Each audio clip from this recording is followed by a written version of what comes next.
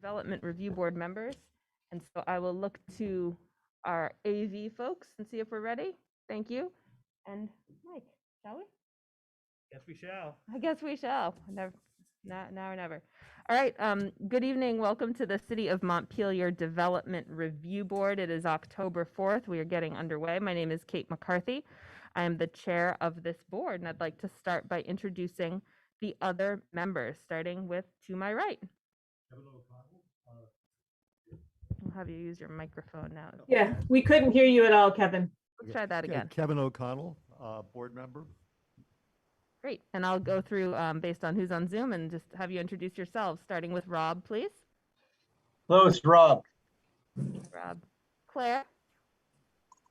Hello, this is Claire Rock. Claire. Jean. Hey, Jean Leon, Hi, board Jean. member. How are you? Abby. Hi, Abby White. Abby. And Michael. Good evening, Michael Lazorchak. Good evening. Thank you, board members, and welcome. And I also would like to introduce and appreciate our staff. To my left, would you like to introduce yourself? Mike Miller, Planning Director. And then joining us by Zoom is Meredith, if you'd like to say hello. Meredith Crandall, thank you for dealing with this. I'm going to be off camera tonight just to make sure I actually don't, well, to try to keep from bumping off. Okay. All right. Thank you for making a point of being here, and we're glad to exercise flexibility. All right. So the first thing we are going to do, because we are in this hybrid world, we're going to have the staff review of remote meeting procedures and process. And I believe for that, I'll turn it over to you, Mike. Yes. Okay. Mike, you're going to have to get really close to the microphone. All right. Especially with the mask on. And it's being slow. There we go. All right. So for those viewing this meeting via ORCA, you can participate in the Development Review Board meeting via the Zoom platform through either video and telephone access options. So the agenda and meeting materials, you may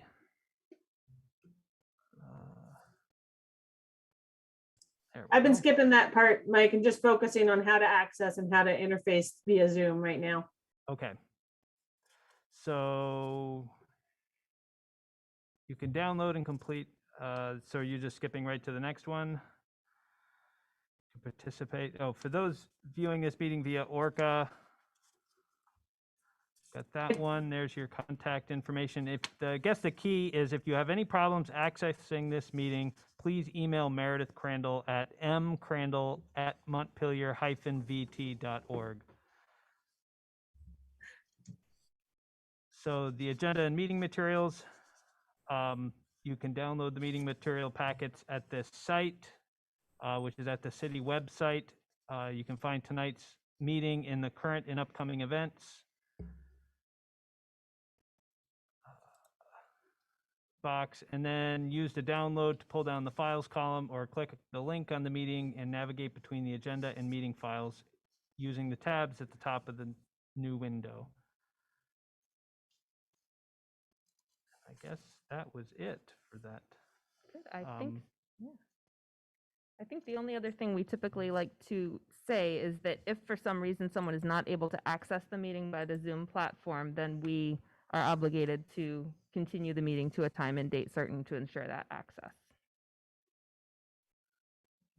But it would also be good to mention that participants can join by telephone. Yes, absolutely. Absolutely. Sorry to steal your thunder, Mike. And we don't have anybody on remotely other than DRB members tonight. So I think the key was to make sure ORCA member or people watching via ORCA could see how to log on tonight. Okay. Yeah. All right. Okay. All set, Mike? Yep. I think Thank that's you. it. Thank you. All right. So the next item on the agenda is the approval of agenda. Is there a motion to approve the agenda as printed? So moved. There's a motion by Kevin. Is there a second? I'll second that. Second by Claire.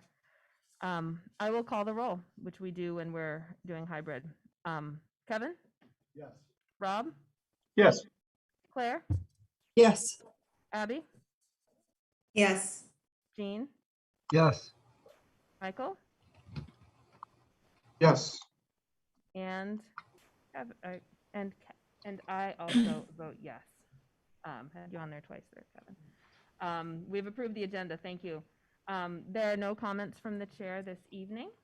What we'll do next is approve the minutes of September 30th, or no, I'm sorry, September 20th, which was our last meeting. Are there any corrections or modifications to the minutes?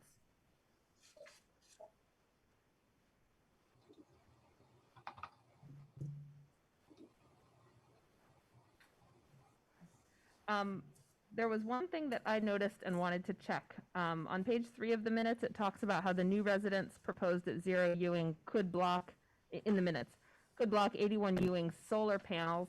And I seem to recall that we talked about solar access, but not about solar panels. Do board members recall what the discussion was? I want to have it reflected in the minutes properly. We talked about solar gain through the windows on the east side of the house, I think. I can go back to the recording Okay. and double check that. Okay, so Meredith will double check that. So pending confirmation of that piece, are there any other modifications to the minutes or a motion to approve them? I'll make a motion to approve with that clarification made based on Meredith's review of the recording. Motion by Claire, is there a second? Second.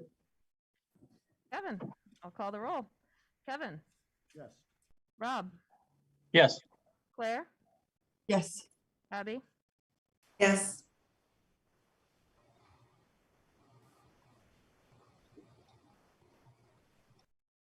I wasn't there, and I vote yes. So we have approved the minutes of September 20th. Thank you.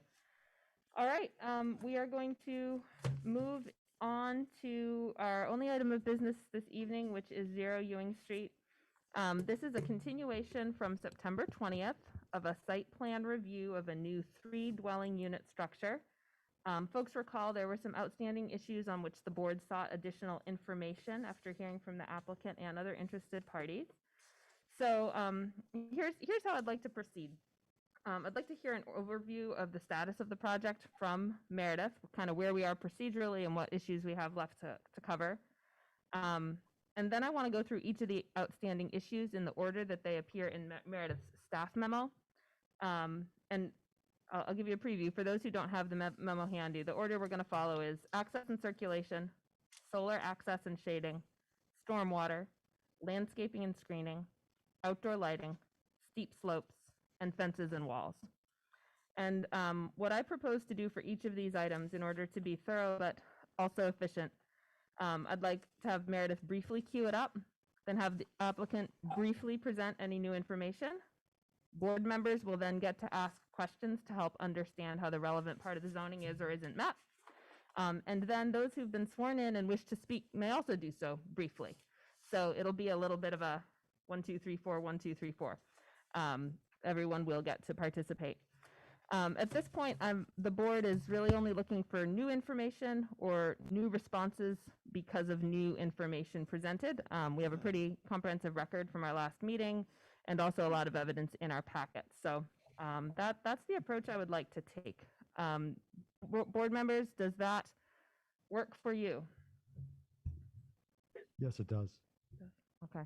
And does that make sense to other participants? Okay. And I'm going to confirm that there's no one who's joined us on the phone. Okay. Thanks for the thumbs up, Claire. Appreciate that. Okay. I was going to ask if there's anyone who wants to speak who was not sworn in last time, but there appears not to be. We'll keep an eye out. All right. Without further ado, Meredith, I'd like to turn it over to you regarding to talk about where we are procedurally and what we have to cover. Okay. So procedurally, especially for any of the newer members, DRB members, or I don't know who's out in the audience, but people who haven't dealt with a continued hearing before, we are in a continued hearing. So we're still taking evidence. So everything new that came in between the September 20th, and now is additional evidence that gets put in the file, as well as anything that is presented during tonight's meeting. And that'll continue to be the case until the public hearing is officially closed by the board. That could be tonight.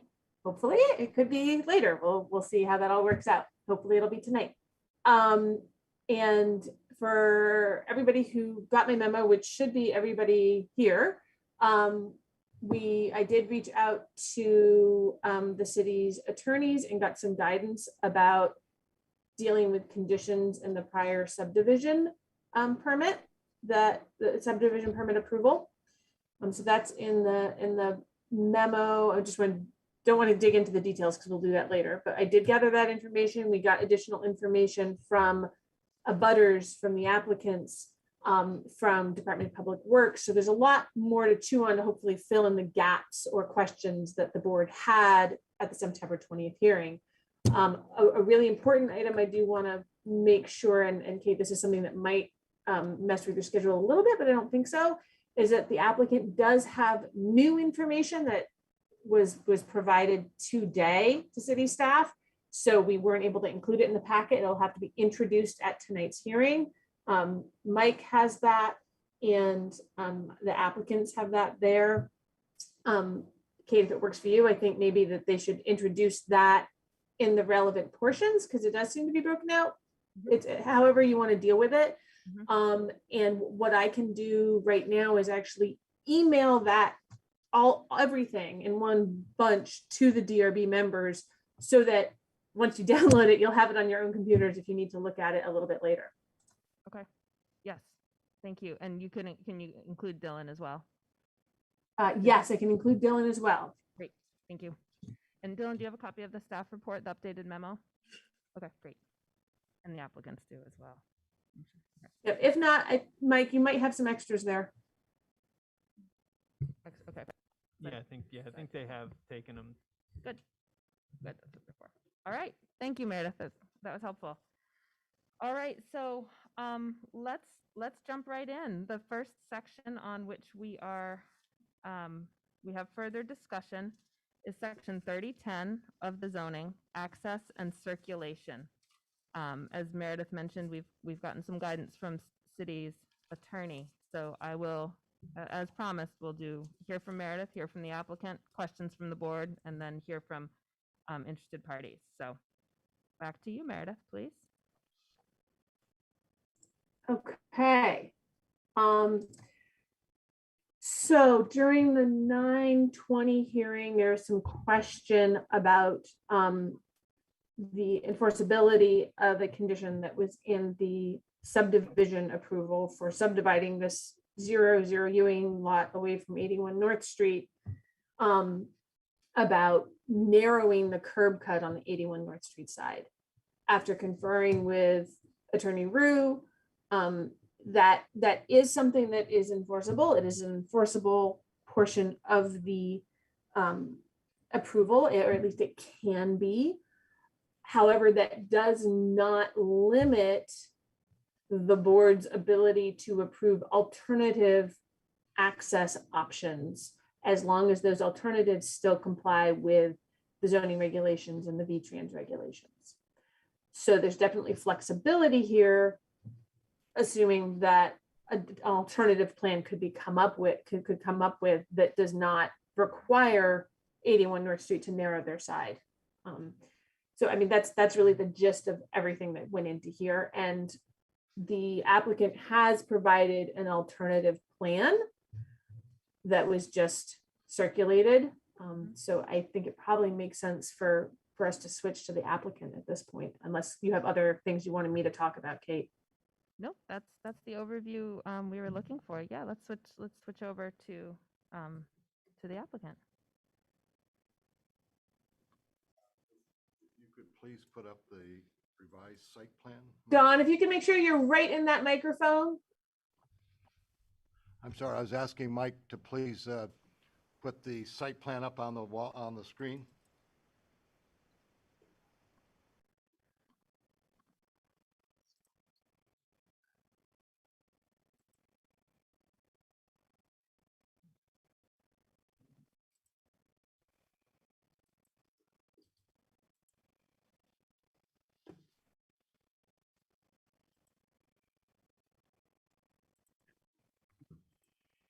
should be that one. That's perfect. Thank you, Mike. All right. We'll just get it. Maybe down just a little bit. Since the issue is up on the Ewing Street side of the top, the You other wanna go down. This way? Yep, that way, please. Okay. After discussions with Corey Line from DPW, his recommendation was, and we've concur with, creating a 4-foot wide grass island on the subject property just to the east of the common property line. And to the east of that would be a independent 12-foot wide access for the project. So that meets both the 12-foot minimum required drive, and it separates us by a 4-foot island that was Corey's minimum requirement based on V-Trans sort of guidance of separation. Okay. I'm going to get up and point at the diagram because. Okay. So this is the island? Yes, exactly. Okay. And in that case, what we are, I forgot to be near my microphone. In that case, what we are what you're effectively doing is assuring a 12-foot opening on the parcel you're proposing to develop, and that is the parcel we are focusing on. Yes. Okay. And And has the other issues are out of our control and off-site. Okay. And has do I see correctly that the site plan has been updated so that it does not draw any conclusions about what's going to be happening on the neighboring parcel? I didn't say that. No, that residual is still there. I probably should have taken that off, but I was focusing on our project. So Yes. Yep. if the board will please consider it as the 00 Ewing parcel solely. Thanks for that proposal. Board members, this is your chance to ask questions. And please pipe up because I can only see a few of you on the side there.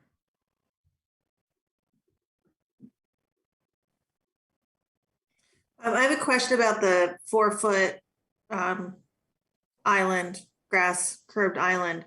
Is that in keeping with the V-Trans rules? My understanding, yes, that Corey Line said that was the V-Trans preference for separating driveways is a minimum of 4-foot, some sort of island. And so we chose to use concrete curb with grass in the middle. Okay.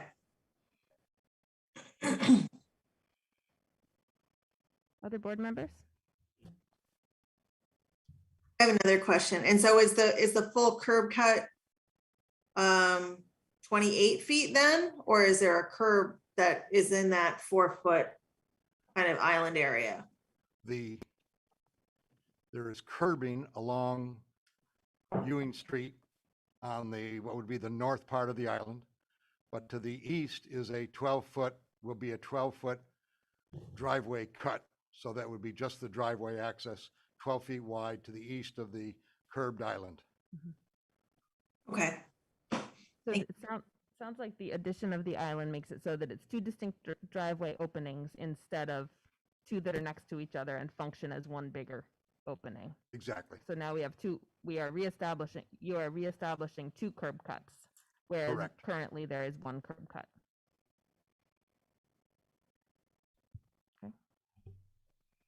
Board members? I mean, yeah, it seems to make all sense to me. I guess the question is, are we cleaning up the requirement to do anything on the, shall we say, lot 1 of the subdivision, the North Street parcel?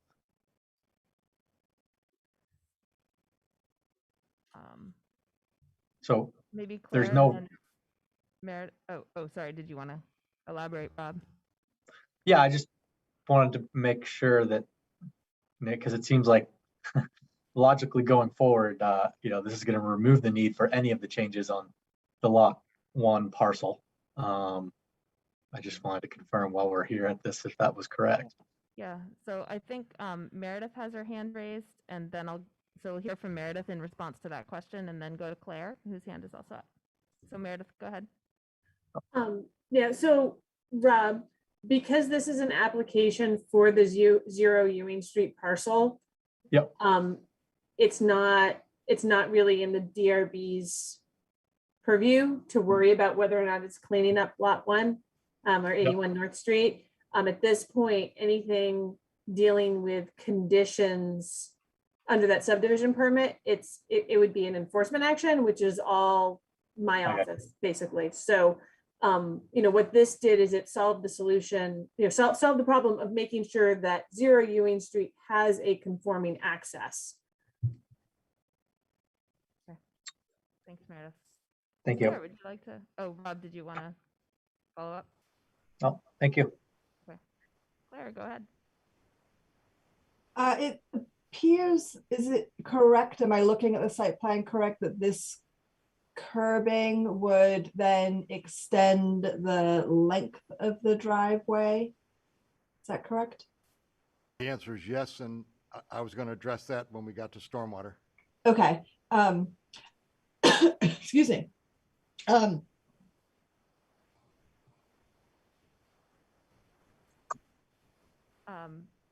Maybe you could give us a sneak preview, Okay. Yeah. just so we understand the full context. The other concern was from a stormwater related issue, the potential for runoff to leave 00 Ewing and go onto the adjoining property. So what we've chosen to do there is we've got the grading that should take care of that, but to be more cautious, we have a proposed 6 inch wide, 6 inch high concrete curb that will extend from the south of the property along the west property line all the way up to and connect to the curbed island up above.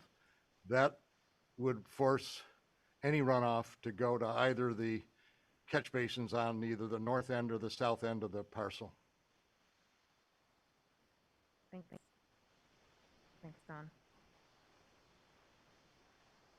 Claire, does that answer your question?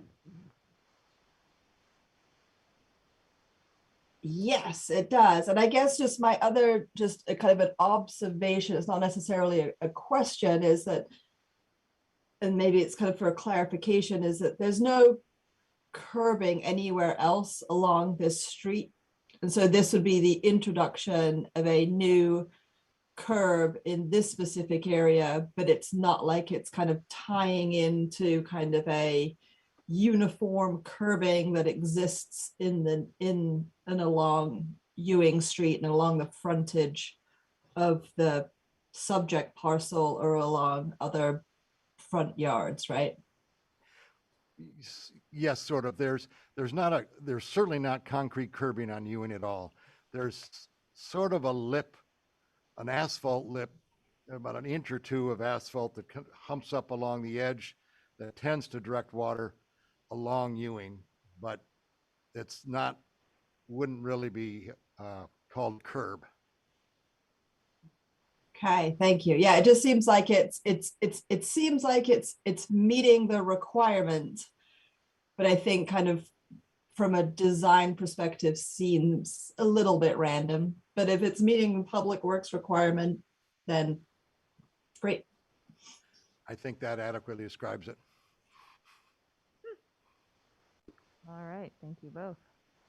Any more questions or comments from DRB members about this issue? Okay, so Dylan, if you'd like to step up to the microphone, please. Since we're starting out the meeting still, just introduce your name and your address, and then take about two to 3 minutes.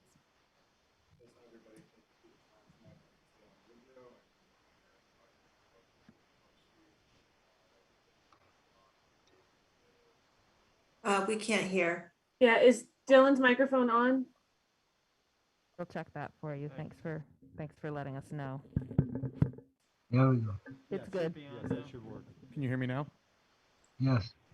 Okay, great. My name's Thanks. Dylan Woodrow. I own and live at 81 North Street. And I'd like to thank Dawn and Gabe for being courteous and gracious to revise their plans. I like the creativity, and I have nothing to say to combat this option.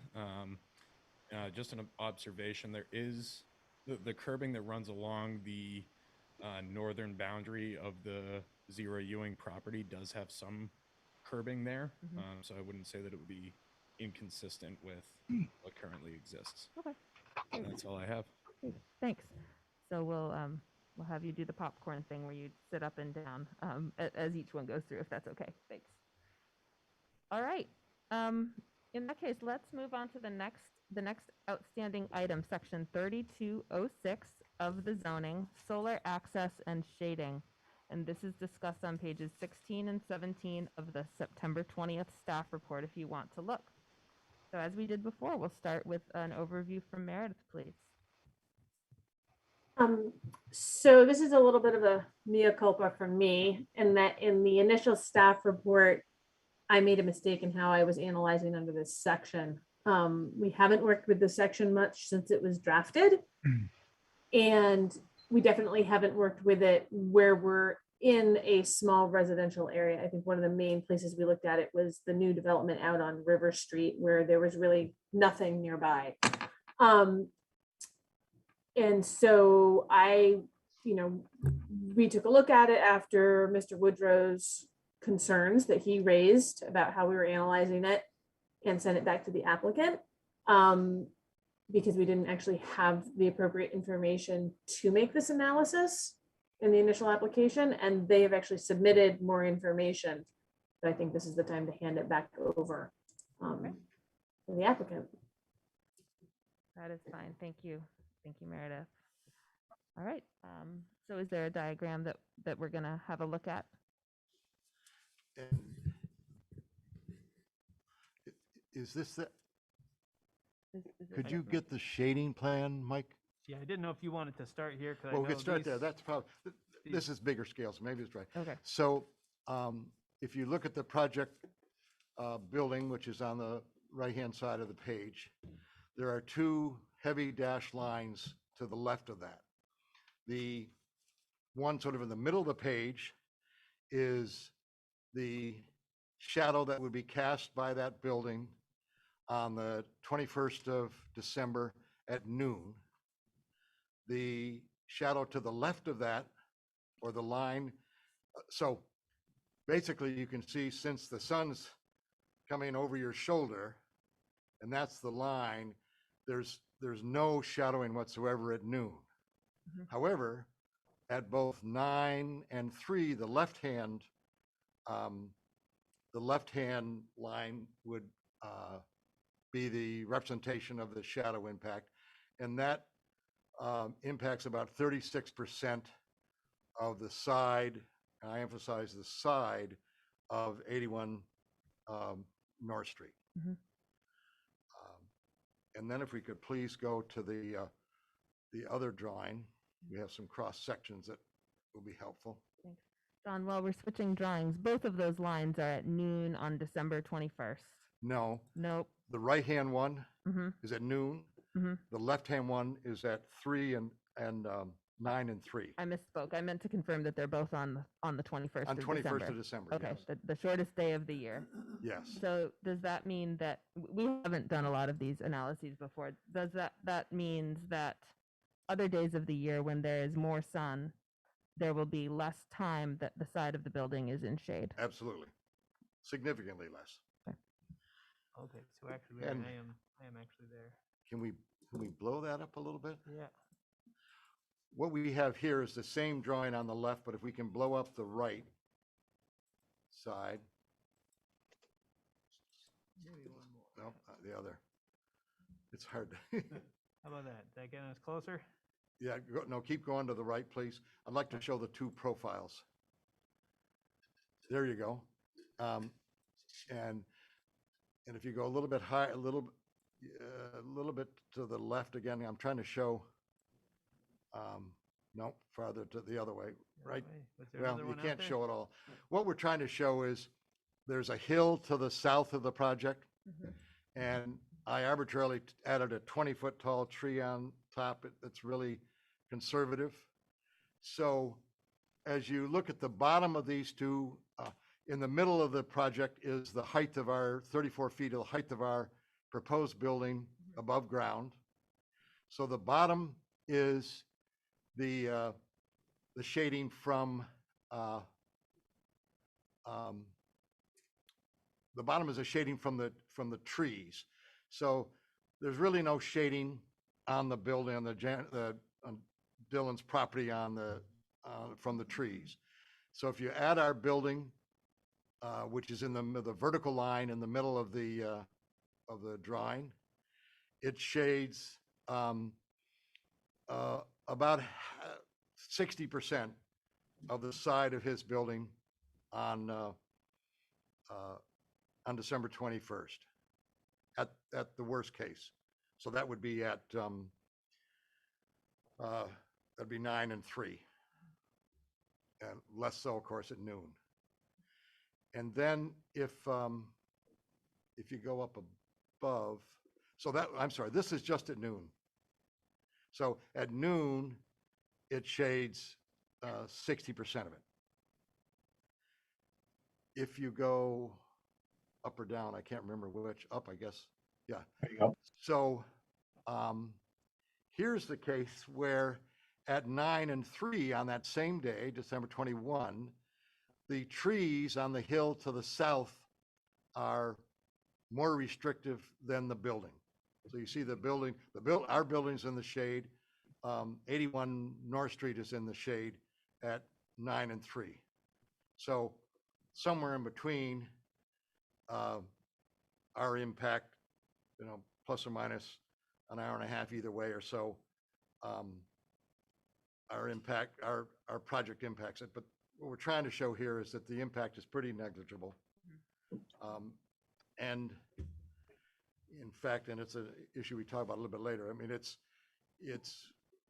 we're trying to do an infill, and actually the distance between these buildings are significant compared to what you'd expect many infills to be in Montpelier. So we think that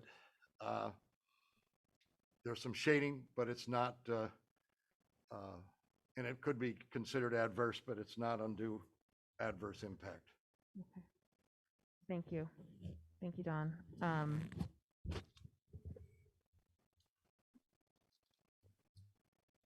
Okay. Are there questions from board members?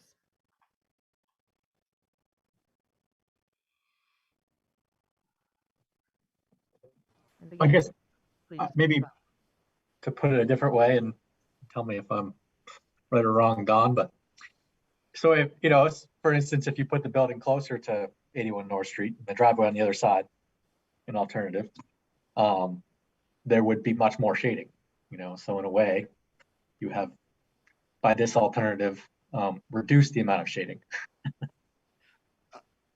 Yes, we have. That's true.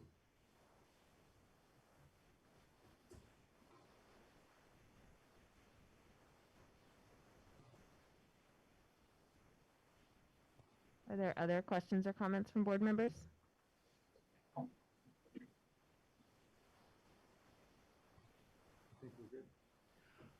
Okay. And I guess the other thing is we should show that the impact shows that there's never an impact on the roof. The project doesn't impact the roof of the project. Excuse me, of the adjoining property. Okay. Right. Thank you. All right, Dylan, if you'd like to comment, you're welcome to. Okay. Thank you, You're welcome. Dylan. All right, thank you all. We're going to move on to the next item, which is section 3009, stormwater. There's information about this on pages 8 and 9 of our staff report. And it's Meredith.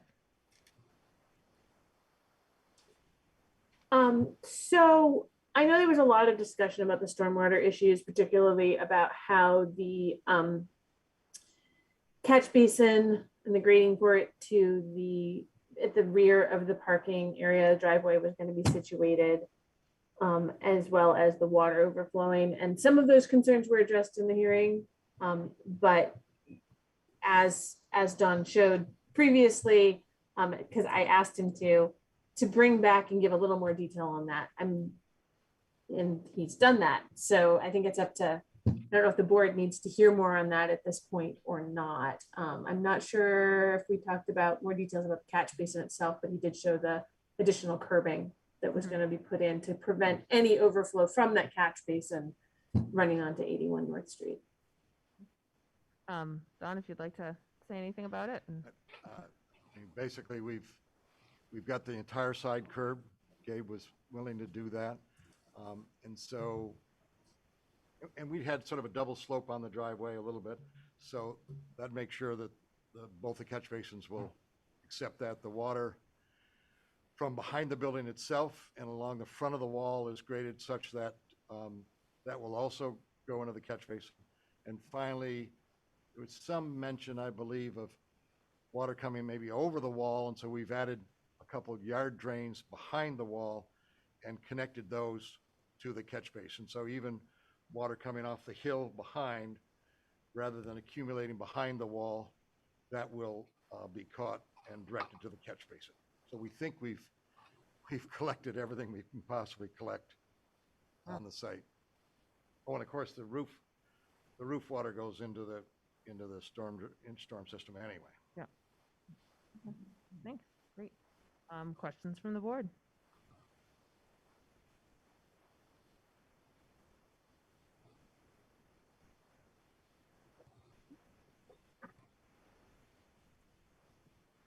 Yeah, I think what I see is a very clear plan addressing the concerns about stormwater, and can see where everything's going and is accounted for. So thank you for the updates. It makes me satisfied.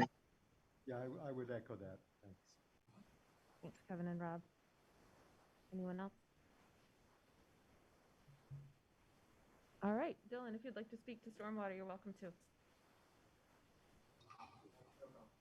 Okay, thanks. All right, we'll move on to the next item. It's section 3203, landscaping and screening. You'll find it on pages 13 to 15 of our last staff report. Meredith, please. Yes, so during the September 20th hearing, there was some discussion about the request for fencing and the applicant's willing to put fencing up between the new parking area and 81 North Street, but we didn't actually see any plans for that. So since we were continuing the hearing anyway, it made sense to have that added onto the plans, and the site plan that Don and Gabe just introduced into evidence actually showed that, but it might make, I don't know if any of the other DRB members got a chance to see that. Yeah, let's take a peek at that. Are you bringing that back up, Mike? Yes. Yeah, that would be useful to just show that again. Thanks.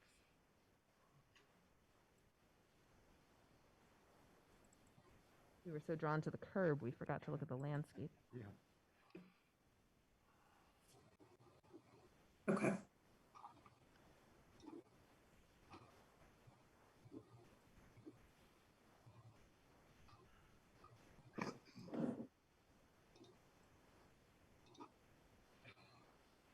Shall I describe that?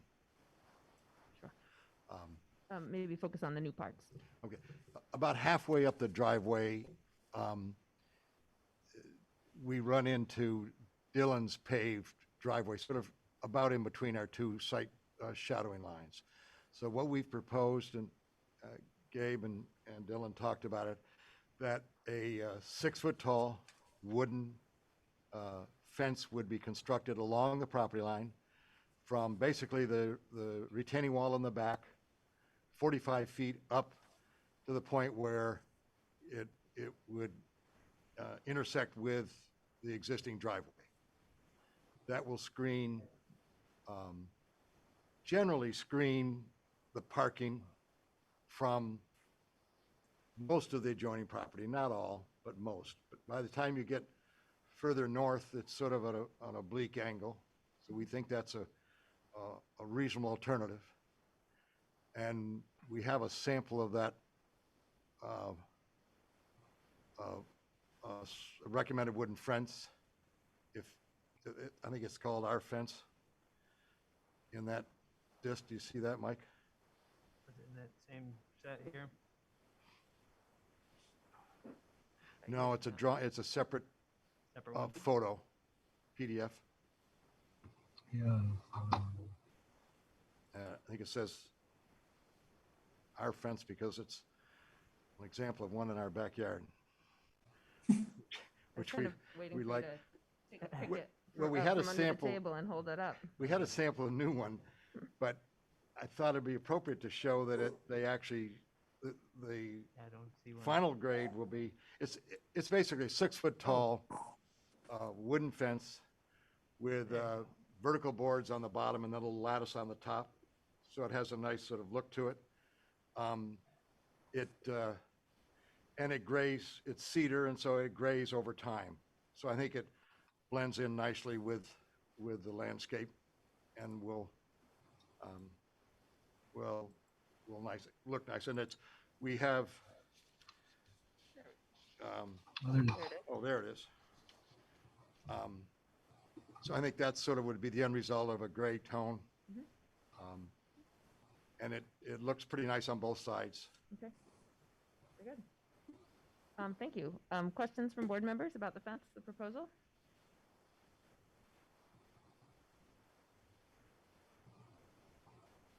I would just say it looks thoughtfully done. Appreciate that. You're welcome. All right. Dylan, would you like to remark on this section?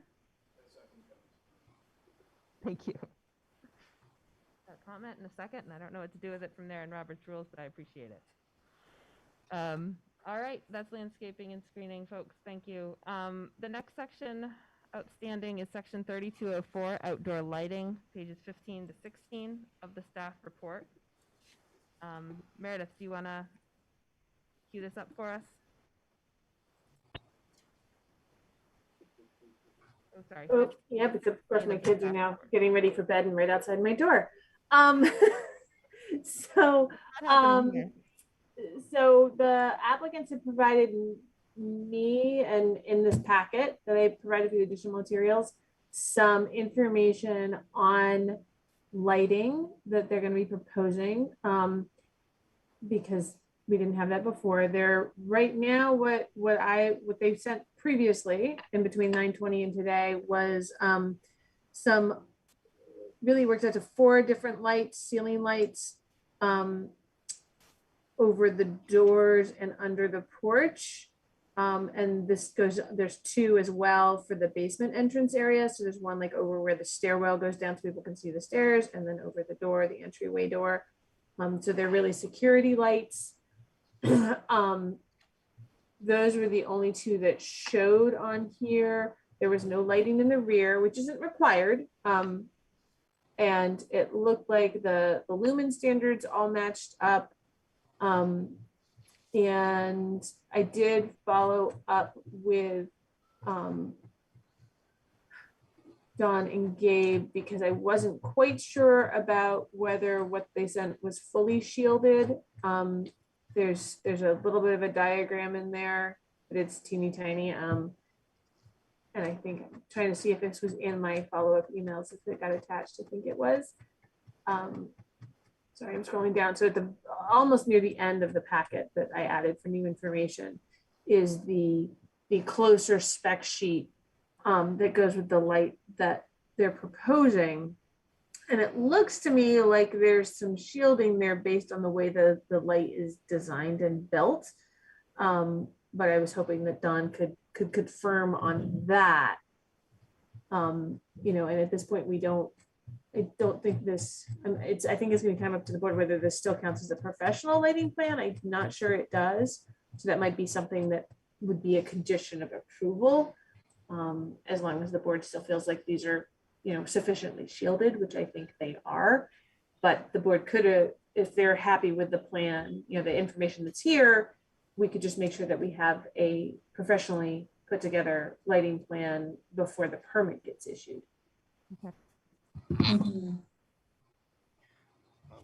we agree with that entirely. The lights that are shown are going to be can lights. They're either under the porches or under the overhang porch. So for both entrances, so those would be shielded and you barely see them. The only light that we've added is, and I think it was a suggestion of Meredith, is to add it would be again, a down shielded light, but in the rear near where the waste and recycling totes are. We have requested, but because of your timely reconvening, we haven't been able to get a design. We've requested a light designer that typically does these for us to prepare a plan with all the photogrammetrics. And we just ask that be a condition of, if the board approves the project, that it be a condition that we provide that to Meredith's satisfaction prior to issuing a zoning permit. All right. Thanks, John. Great. Questions from board members? I don't have any questions. I think that makes sense. That's a good plan. Okay. Claire, go ahead. Yeah, I guess I just had a question on the lighting plan. I guess I would put in a suggestion to make whatever that condition would be a little bit flexible. I'm just looking at the back parking area and thinking about, in the event that the tenants move in and there is a request to put an additional light in the rear of the building in the parking area, if there would be, an allowance that wouldn't necessarily require like a site plan amendment to do a small thing like that. It sounds like there is a proposal already to include a light back there from the description. So do you mean an additional light in the back beyond what was just suggested? Because was there one proposed? There was one proposed on the building in the rear by the trash totes. Is that correct? Yes. Correct. Are you talking about another one? I guess I would just be curious if there is a level of flexibility there, if that wall with that wall and in that area in the back could be quite dark. I see what you mean. Meredith has her hand up, so I think she is ready to answer this for us. Go ahead, Meredith. So during the building process, if they decide during the building process as things are going up that they want additional lights, because changes, as long as what they're proposing is within the realm of what I could approve administratively, then it would be something that I would be able to just make an amendment to the permit, because it's not something that would change a condition or something on the permit just to say, hey, we're adding a light. It would just be an update to the lighting plan is the way I would look at that for this, as long as everything was in compliance. And then once the building's built and done, it's treated the same as any other, 3 or more unit apartment building where they have to come to me for an administrative permit. I mean, it's just, we can't really treat them any differently. So like I said, during the construction, they can come to me for some administrative amendments as long as it's not a material change, which in my mind, adding one light that doesn't put them over and they're nowhere near the total lumen, and this isn't something that anybody here is having issues with, where we're restricting the lighting because of neighbor complaints or something like that. I wouldn't see that being an issue in most cases, as long as, they're not putting some huge big light on top of the wall in the back or something. So there's processes for doing it. Thanks, Meredith. Claire, do you have any follow-up or anything? Okay. No, thanks for your question. I know when we're talking about 4 to 6 lights, and then we wonder if it becomes 5 to 7 lights, what happens? Are you back before the board? I think it's good for people to know what process is in place to help add up the lumens and make sure you don't go over. Great, thank you for that. All right, any other questions from the board about lighting? All right, so I'll invite Dylan to comment if you'd like. Okay, thanks, Dylan. All right, the next item is section 3007, steep slopes, on pages 5 to 7 of the staff report. And I'll just preview before Meredith does. We did walk through each of these standards last time as a group. And then Meredith had some analysis regarding removal of vegetation. Do you want to go ahead, Meredith? Yeah, so this is in response to some post-hearing comments that Dylan sent, expressing some more concerns about the removal of potentially mature trees from the site. And I wanted to dig down a little bit so that everybody is clear about this requirement. I mean, one, anything about removal or disturbance of vegetation that is within that section 3007, it really is about removal of vegetation that is on the slopes that are triggering the steep slopes analysis. So the trees that are being removed to actually build a house, I didn't see that any of those were in the steep slopes area. And even if they were, the standard itself is to limit the amount of disturbance and clearing of existing natural vegetation. It doesn't say that can't happen at all. It's saying to limit it. It's not a strict ban. Same with the, preserving the distinctive existing natural vegetation. It's not saying that that is something that you can't get rid of any of it. It's doing your best to preserve where you can. If we have to save every single tree on a site, then nothing is going to get developed at all. And there's a balance built into this standard. Thanks, Meredith. Would either of you like to comment on this as the applicants? There is one small tree within the steep slopes that would be removed. The other bigger, nicer tree is out in the flat slopes, but that, as Dylan had pointed out, that would have to go also. Yeah. Okay. Questions or comments from board members? I have a question, Kate. I'm just curious about this, and I'm not asking because I have an opinion. I'm asking out of curiosity. But did the applicant look at other configurations of the building? City on that site, and I think this was the best design. We looked at multiple designs, and this was the best that we could find. I mean, certainly you could do something smaller, but if you want to try to get max use out of it. Okay.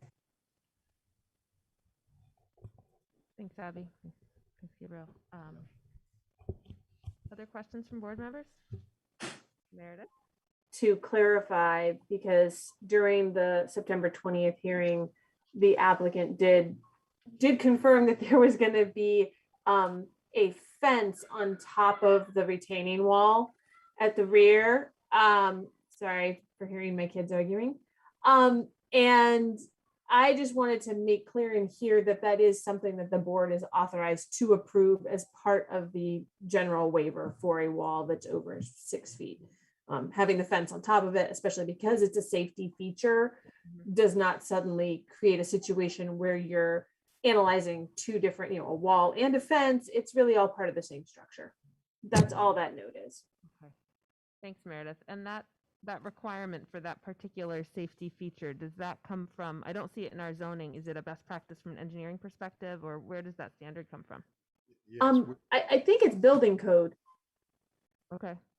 we've always, the practice is that any wall over 30 inches, you have to put a fence over it because it's a potential trip hazard. Okay. All right. That's a common engineering practice. Okay. And what will that top fence look like? Is it going to be shiny and bronze? Is it going to be matte and brown? What do you expect the appearance to be? What roughly? we typically spec is probably an inch square slats, 4 inches apart, and then maybe a little decorative part on the top, but it's sort of a standard black steel fence. Okay. I'm not sure where we have one like it, but I saw one the other day and now I can't remember where I saw it. But yep. Okay, thanks, Don. Board members, any questions or comments about this part?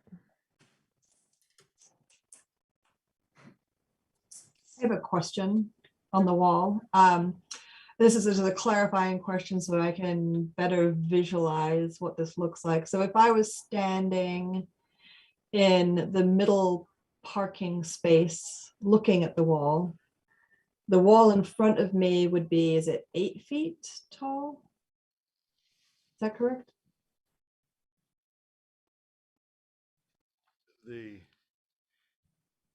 In the middle of the wall, it's about 6. The highest would be to your left at about 45 degrees at the corner.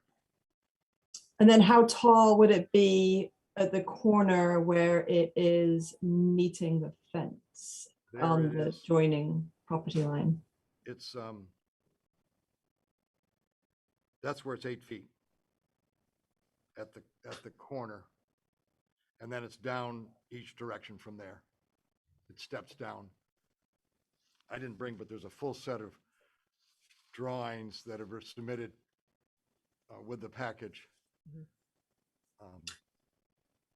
So the wall is tallest in the southwest. We'll almost due south. Okay, right at that corner with the fence and the neighboring property. No, it's in the middle of the project. In the middle of the project would be the tallest. Oh, okay. It gets down to 2 feet down by that Okay. CBB. And then as you go east from there, it gets higher because if you can see the contours, we bump into the higher contours on the hill. Mike, is that, I thought you had that wall up a little earlier.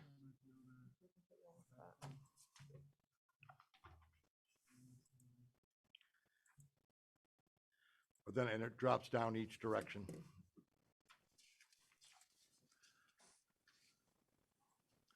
was thinking when you scroll down, it was in that set. Gotcha. So 8 feet in the middle, kind of at the corner, and then it goes down to like 2 feet on one side and then like 2 feet on the other side. Yes. Gotcha. Okay. Just trying to wrap my brain about how all the pieces fit together in that back I think they. hillside. It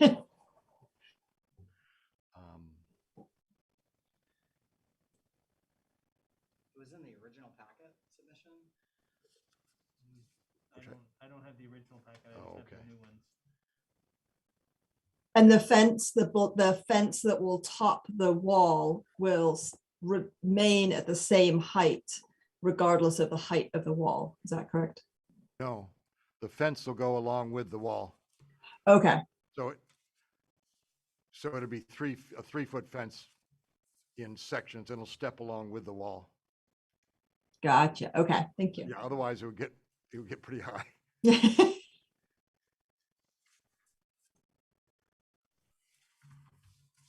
Thanks, Claire, for clarifying those things. Are there other questions or comments from board members about this section, fences and walls?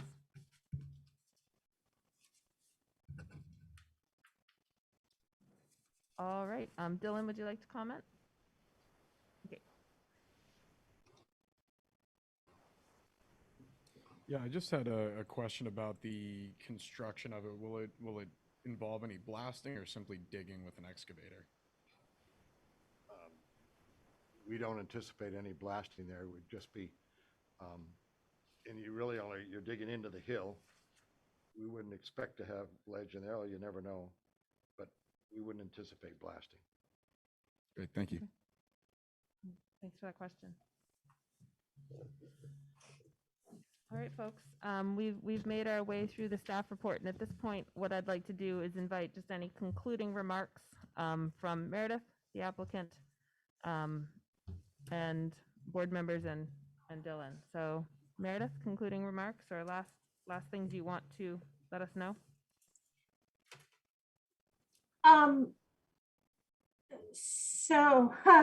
I don't know if I have any concluding remarks unless board members want a rundown of what I think at this point are the open potential conditions of approval that are still sort of out there, but I can do that further down the line as well. Yes, let's do that in a couple minutes. Perfect. Thanks. Yeah, and Don Gabriel. We just like to add a couple things that were added to the site plan as requested by Kurt at DPW. He's requested that we maintain a silt barrier along the property lines on either side during construction. And that the other question that had come up one other time, that there's a question of whether there's potential for gravel driveway for soil to accumulate at the base of the wall. And it's unlikely, but it's possible. But that would just be addressed in the normal routine maintenance that you'd expect of the property. Thank you.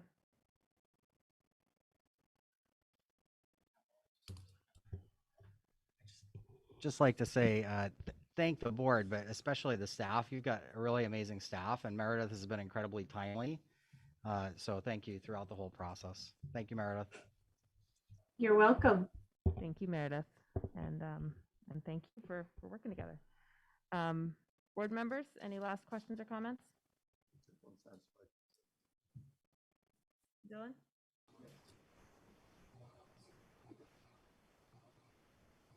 I just had one comment in regards to the lighting plan, and maybe just more of a request or recommendation to mitigate extraneous electricity usage and light pollution by use of perhaps motion sensors for triggering the lights to turn on and off, just to try to mitigate light spillover to my property.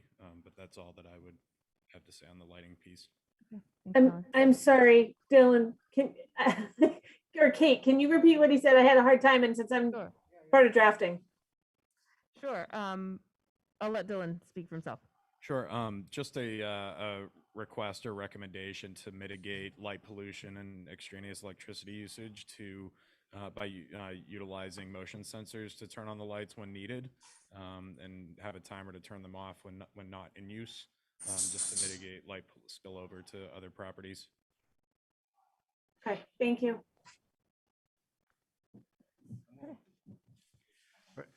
We've often done that, in which case we'd probably have the lights on.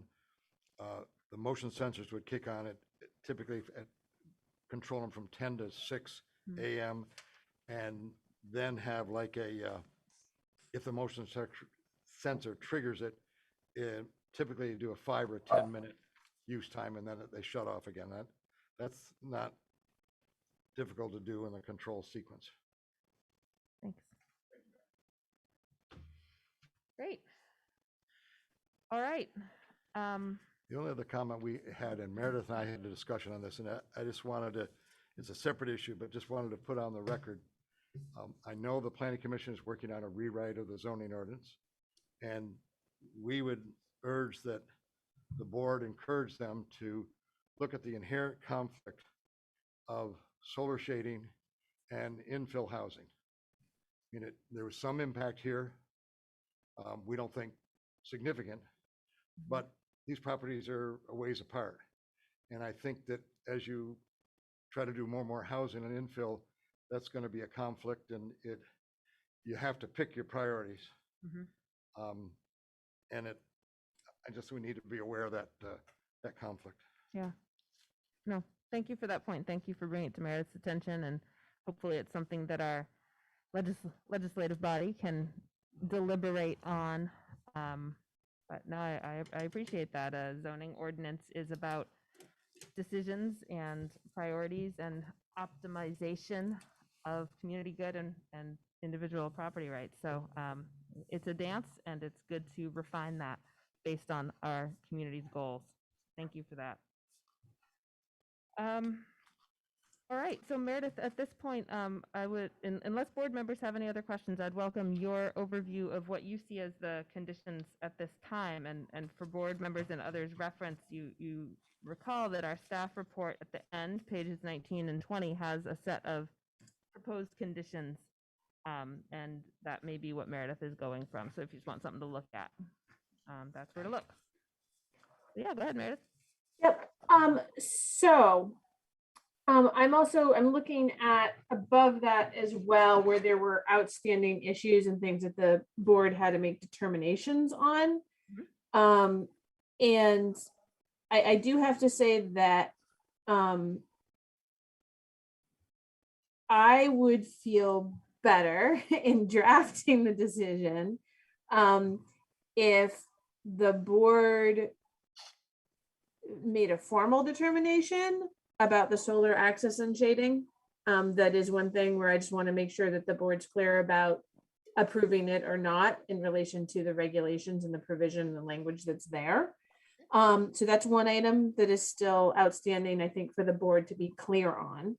And then the other potential, just about everything else, I think there was enough information provided that a lot of those other 1 through 8 determination issues are dealt with.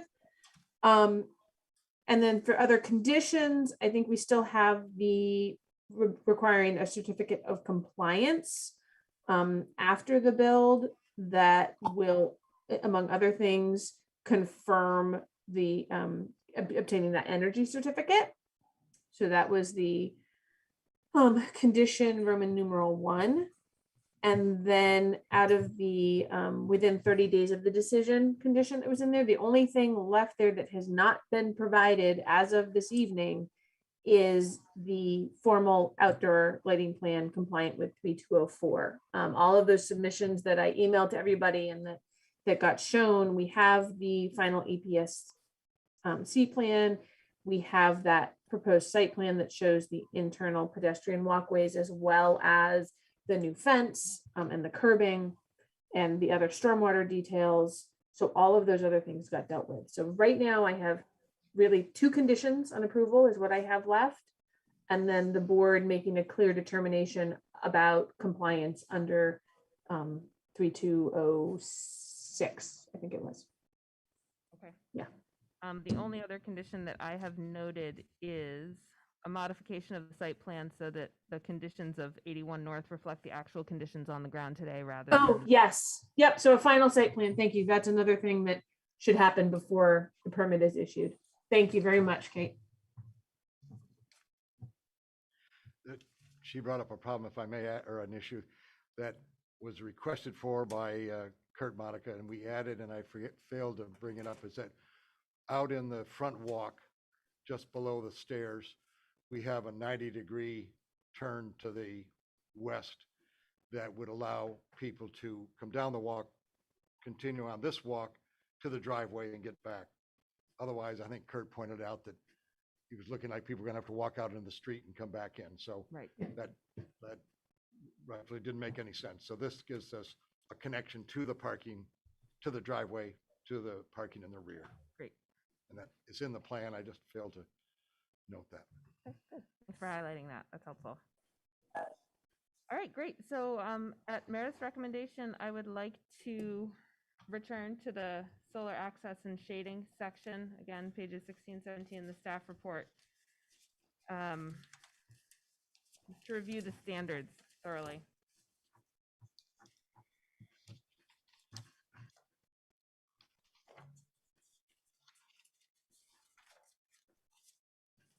The specific provision that we're looking at here is the 3206C that's specifically about the solar access and shading.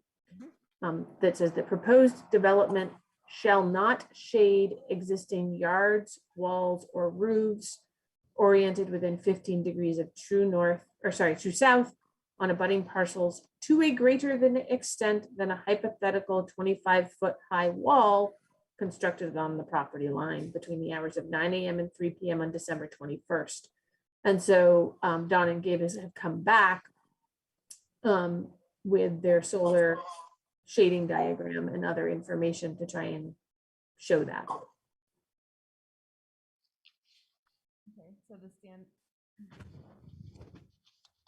the standard is not to shade existing yards, walls, or roofs. We've confirmed that the roof is not shaded.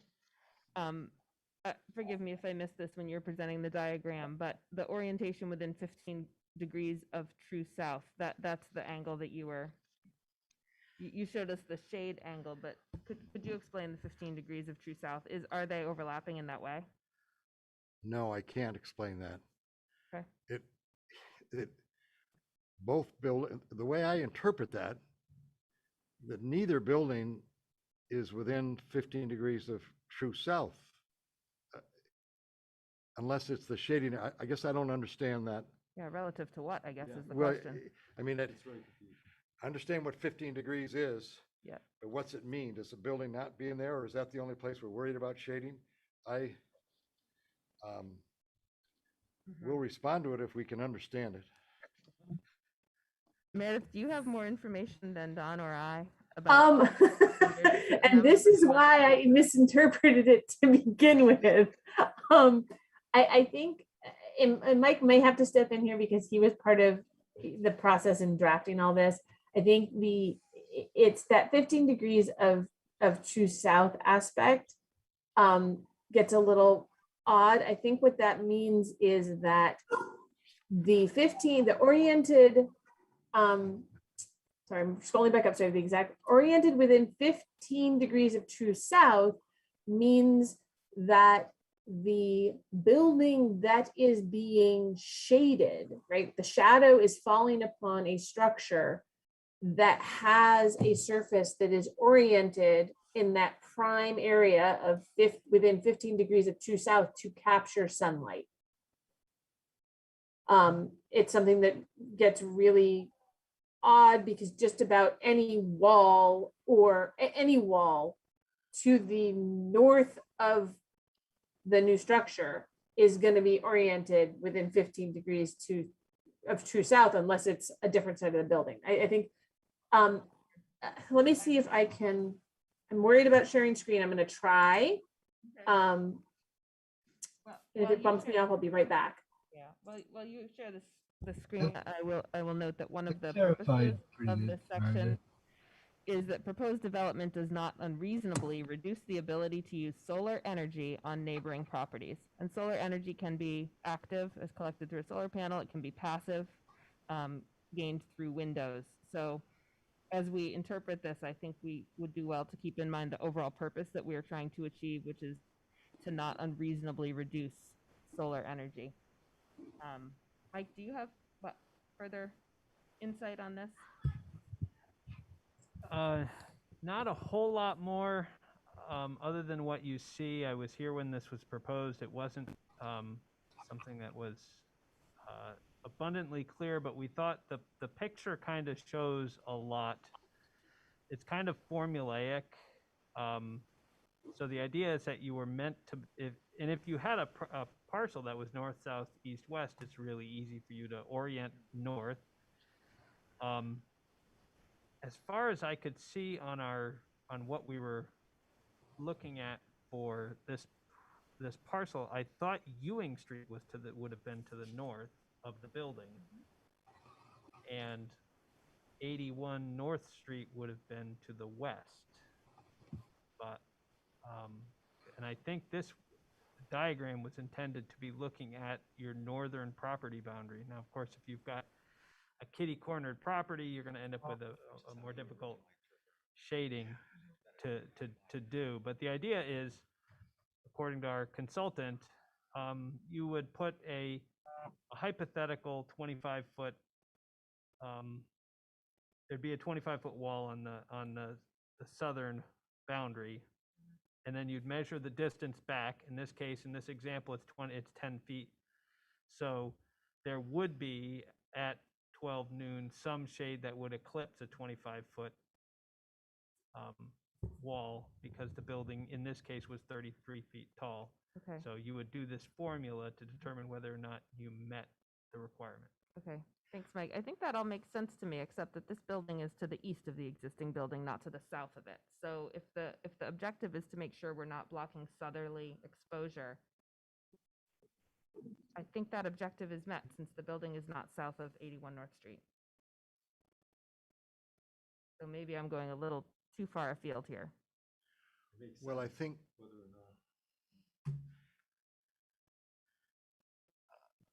Yeah, I mean, I look at it that way. I look at it, regulations designed to protect walls from being shaded that are within 15 degrees of true south. That's what I see.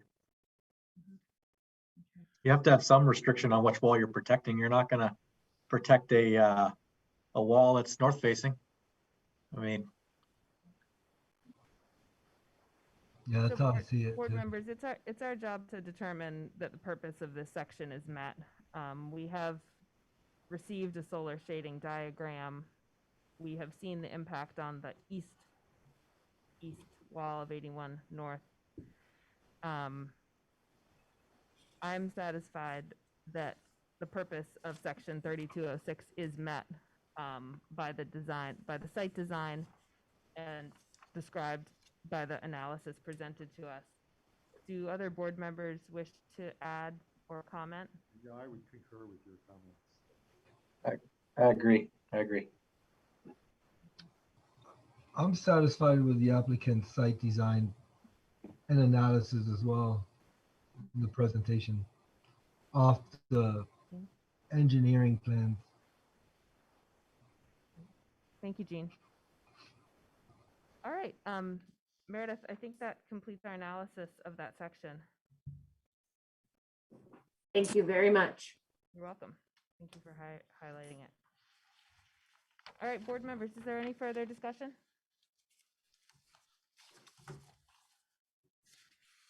Okay, hearing none, I would like to entertain a motion. I would entertain the motion to close the public hearing on 00 Ewing Street application. Kevin, if you're I talking, can- could you get closer to the microphone, We please? can't hear. We can't hear. I'm hard to train. I'd like to make the motion to close the public hearing on 00 Ewing Street, and the board would reconvene in deliberative session. At the close of the public meeting. Yes, at the close of the public meeting. Thank you, Kevin. We have a motion by Kevin. Is there a second?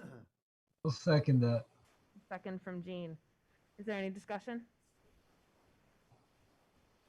A reminder for newer board members, this means that we will no longer collect evidence on this application, but feel that we have what we need to issue a decision. Okay. And just a reminder, we are doing this with all applications, be they small or large, during this pandemic time.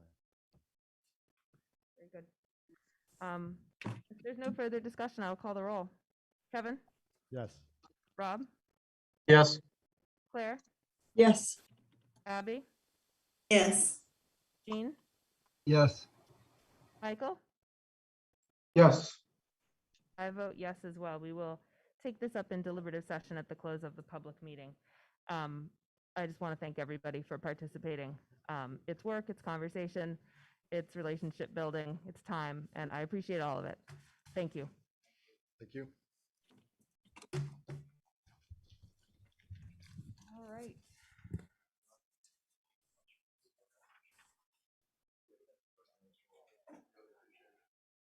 Where's my agenda? Yep.